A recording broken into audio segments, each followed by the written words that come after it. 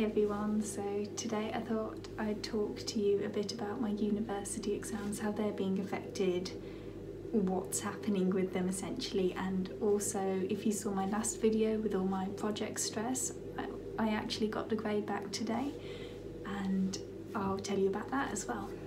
There's a lot of regulations and things going on in the department right now. There's still a lot of discussions. There's still things that haven't been finalised, but essentially I had 5 exams at the end of this year. I did 2 exams in January. I did one in vector calculus and I did one in philosophy of science. The philosophy of science one went really well. The vector calculus one didn't get as well. And throughout the year I've been doing my professional skills module, which I spoke about in my last video, and that one is all coursework, so that one's sorted. We just had to cancel the oral presentation, which is worth 20%, but the rest is all sorted and graded, and I've done alright in that one as well. And essentially, so at the end of the year I was meant to have 5 exams left. 2 of them were modules I'd started this term, which was called differential equations and Fourier analysis, and the other module was called complex functions, and those were just summer term modules, so I've just taken them this term. And the other 3 were year-long ones, so I've been studying them since I started second year, and that was Introduction to Scientific Computation, of which I have 6 MATLAB courseworks to do. I've got the last one to code and stuff. We are nearly at the end. Oh my gosh, I'm not a fan of coding, but it is essential if you're studying any sort of science degree. Like my friend who does politics is having to learn to code, so coding is so essential right now, but that doesn't mean I enjoy it. Not at the moment anyway. So I've had that module and I'm meant to have an exam worth 70% at the end, and I've got Introduction to Mathematical Physics. I did alright on the class test we had on those, got an exam worth 80% at the end, and we've got modelling with differential equations. Lots of differential equations at uni, if you haven't guessed by now. And yep, did 2 class tests in those and got an 80% exam at the end of that. So they've basically cancelled the summer term module exams, so we're just not going to be assessed, because they had cancelled the class tests as well, because the class tests were meant to happen just after the lockdown, so those have been cancelled. And basically just a whole module for differential equations and Fourier analysis and complex functions, they've just been cancelled. I spent a week revising complex functions. I was like, I'm going to revise complex functions first because I'm the most behind, and I'll move on to my other modules. Spent a week revising it, and now they've cancelled it, and I'm not even taking any modules that will relate to it next year. Probably. So, oh well, I'm sure knowing about piecewise contours will be useful one day. I enjoyed it as well, so I'm a bit disappointed because those are actually my 2 best modules. Anyway, so I've only got 3 exams now, and we are going to have about a week to do each exam, assuming that they're not going to be concurrently, so I won't have 2 exams in a week or anything. So yeah, so I've got 3 exams, and most likely I'm going to have 1 week to do them and then send in my answers. So you might be thinking, well, there's some issues with that, namely people are going to cheat. And yeah, people are indeed probably going to cheat. I don't want to cheat. I want my grades to be genuine. It's really important to me to show that I can do well in this. But yeah, people probably are going to cheat and stuff. Speaking to some of the people higher up in the maths department, essentially they are just, I think they're just going to have to take on the chin, because there's basically nothing they can do about the cheating. Because speaking to one of them this morning, he said they could have just given us the 2-hour time frame to do the exam in, or 3-hour time frame, but problem is that could be, for some international student, that could be 2 AM to 5 AM having to do this maths exam. That just wouldn't be fair. Those people would be unfairly disadvantaged. It makes it easier for everyone just to give us a week to do it. That way we all get the same amount of daylight time, I don't know, to do the exam. It's all going to be open book, of course. It would be a bit silly for them to ask us to prove something, and then we can just Google the proof or something and just write it down. So I think the questions are actually going to be interesting, because I think they said they were going to make it similar to past papers, but Obviously, like with my MATLAB courseworks, my computing courseworks, those have all been, I guess, open book. We've had like 2 or 3 weeks to do each one. And I've still found those hard. Like, it's still hard to find the answers to stuff on the internet. Like, I was still like searching, how do I code this? And like, how do you code this numerical method?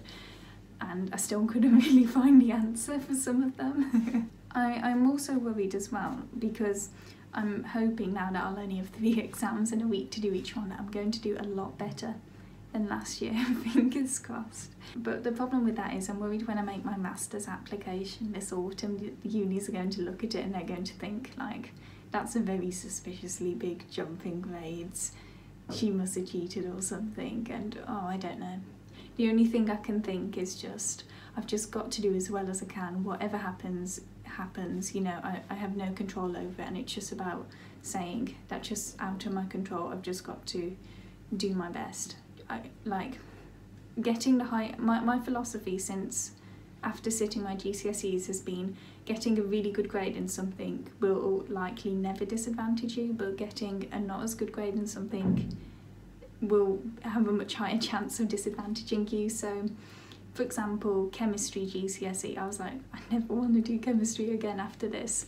But after I sat to GCSE, I was kind of like, well, getting a good grade in chemistry is never going to disadvantage me in life. Like, doors will be open, but if I get a bad grade, I might have to resit it, and that could affect other stuff. You know what I mean? So that was my philosophy after GCSEs. I wish I had it before though. And along the way you could even find that you really enjoy chemistry, if we're going down this hole. Yeah, so essentially that's what's happening with my exams. So I now have to sit my scientific computation exam, my introduction to mathematical physics exam, and my modelling with differential equations exam, and hopefully have a week to do each one. Hopefully they won't all run concurrently.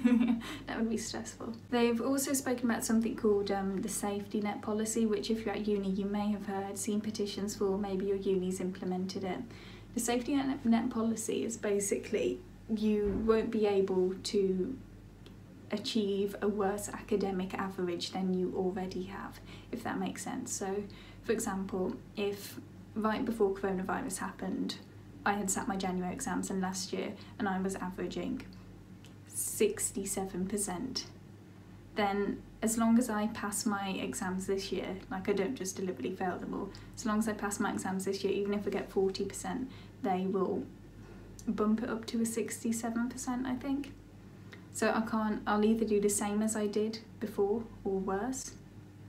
It's a very confusing policy, and universities will be implementing it differently. So for example, I thought that the safety net policy meant you won't get a worse academic average than last year. So if last year you averaged 65, you won't do worse than that.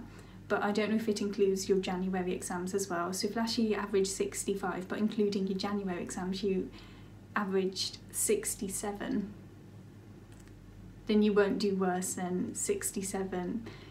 It's really confusing, and essentially, like, I'm not too worried about safety net policy because I'm going to try and I don't want to do the same as I did last year, because I really wasn't happy with my grades last year, so I don't want to do the same. I want to do like a lot better, so I'm hoping it won't affect me, the safety net policy.